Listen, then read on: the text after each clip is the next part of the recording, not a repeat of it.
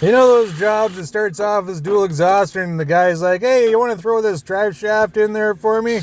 And maybe the starter, and while you're down there, can you hook up these transmission lines? Check out that output seal on the transmission. I think it might be wrong. I couldn't get the drive shaft in. I see the problem here. Well, what are we going to do when we get home? Go to bed.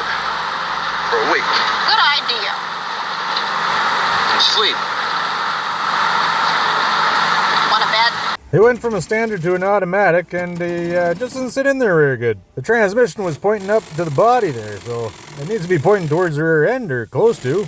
You don't want it directly in line, otherwise the bearing caps on the U-joints don't spin. You'll end up with some burnelling, or what I hear is indentation called now. That's a funny tack. Now it's gotta be low enough where we can clear the stud when you jack it up here. That looks like it'll work. Now we're gonna weld this up real quick. Bam! You didn't even see it, did you? For my next feed, I'll put some gussets, or extendo tail, whatever you want to call it. I don't know what it is, but it looks pretty good to me. Good enough to keep the smokies off your tail. Hey!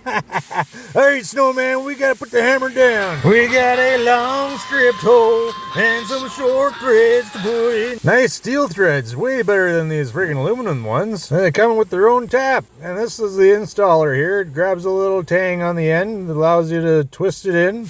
You want to go in all the way. Come by, Bandit. All right, you talk me into it.